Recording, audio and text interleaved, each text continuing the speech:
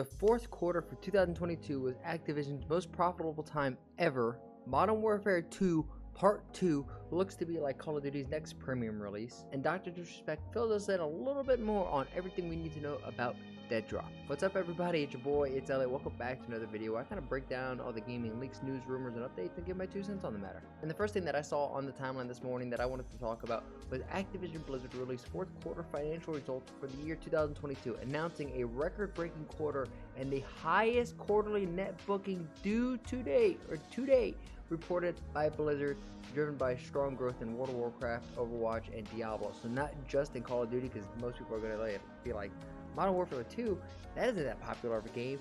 It isn't just Modern Warfare 2 and Call of Duty that Activision and Blizzard own. Activision and Blizzard owns Candy Crush, Overwatch, Diablo, World of Warcraft, Call of Duty. They own so much that when you sit back and you're like, all of this is one company, you're completely mind blown. And that leads us into, well, what's going to happen in 2023? Because right now, games are kind of in this weird state, and specifically, I would say Call of Duty. That's the game that I play most involved with, and Activision says that there is a full annual premium release in Call of Duty launching this fall. And it says, across the Call of Duty franchise, our teams are working to amplify the success of the fourth quarter, with 2023 plans including even more engaging live service across platforms and the next full annual premium release in the blockbuster series. Bloomberg reported last year that this is fall's title and would be an expansion to Modern Warfare 2, and it would be done from Sledgehammer, which is kind of weird because that last year, Vanguard was a Sledgehammer game, so I don't get why, it went Sledgehammer, Infinity Ward, Sledgehammer, and then Treyarch. But I don't know if this is going to be a sequel to Vanguard or anything even like that. It would be kind of mind-blowing if that's what they're trying to pull out of this, but I think that they're going to just do an expansion on Modern Warfare 2. We already know that the map files and the files and the maps for like Rust, Terminal, and many more fan favorites are already in the game, and you can actually play them in the Battle Royale. So being added to the multiplayer, is everyone just assumes that's what the expansion is going to be. Is that an ethical expansion? I don't think so. If you can already play Rust and Terminal in the Battle Royale, and they're waiting to release that as like a premium content for the multiplayer, like 6v6, I think that's just kind of lazy.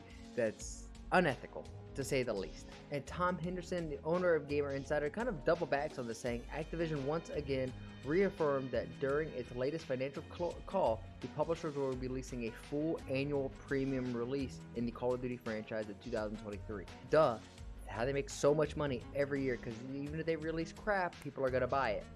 It was reported by last year's Bloomberg Jason Schreier that Call of Duty will be skipping the 2023 release by Treyarch Games during Activision's last financial call. However, the publisher announced that it will be launching a new premium title this year. Soon after, Schreier responded with Activision's statement by saying Call of Duty 2023 will be developed by Sledgehammer Games and is year 2 of Modern Warfare 2. So this last statement is why most people think that we're not getting a new game next year, that we're going to be getting an expansion, a premium release, not a premium title, because they're very picky with their words most often time, and by calling it a premium release and not a premium title just kind of makes me think that we're getting an expansion, just a glorified kind of like expansion like the Lich King or Destiny's Taken, like just expansion to the stories. Over the course of the last year, we built a team from the ground up, pulling in top talent from every major first-person shooter franchise in the last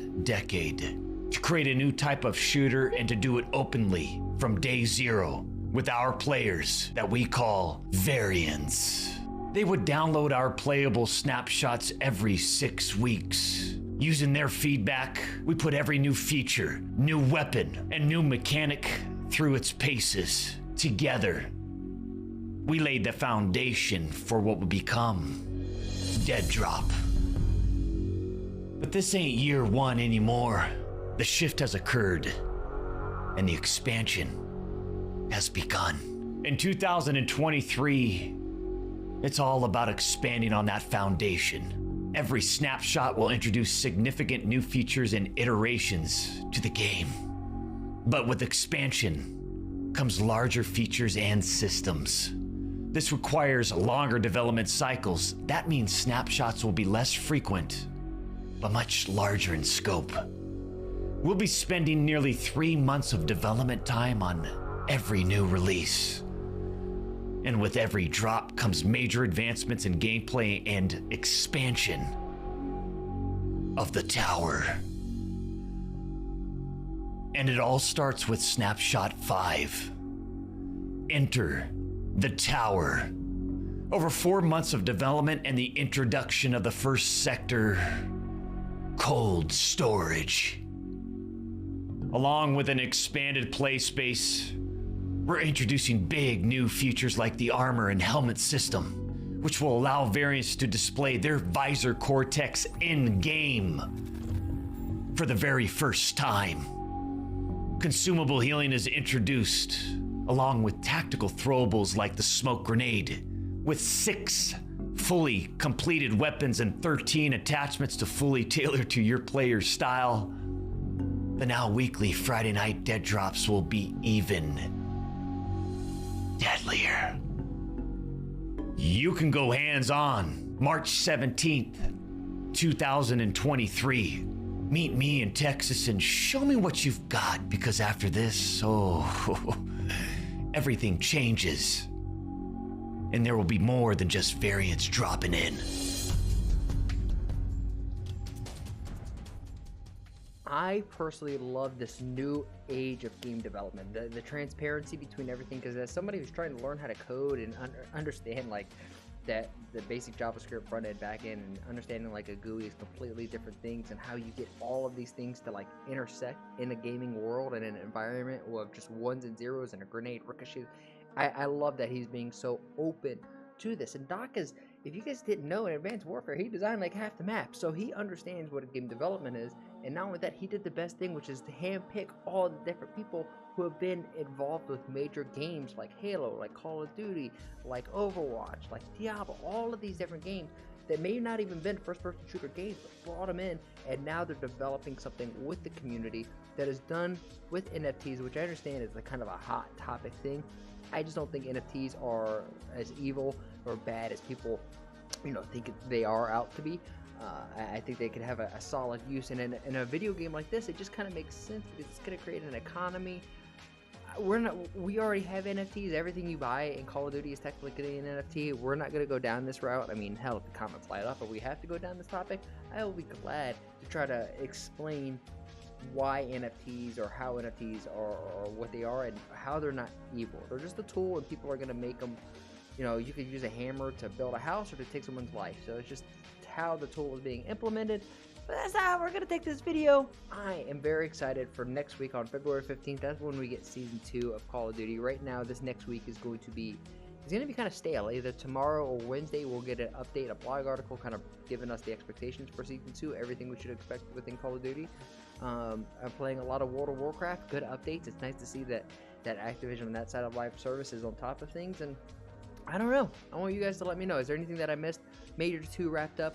Zinni from Boston, he retired, so now Scump and Zinni are retired. There's rumors that Call of Duty is no longer going to be, or at least the COD League won't be streamed on Twitch, that it's going to have an exclusive deal with YouTube, which means no more watch parties, which I don't get. If Call of Duty can have an entire stream dedicated to streaming an event, and Scump comes in by himself as an individual, well, I get there's a group behind him, but pulls more people than the Call of Duty League it does as well. Like, why would you try to take those numbers away? Because if you go on YouTube and give exclusivity rights to YouTube, you're literally missing half of the people, and that's just 2. You're not including Zuma and all the other people who are doing watch parties. This Scump had about 200,000 people watching him at one point in time. Call of Duty had about 190,000 people watching them at one point in time.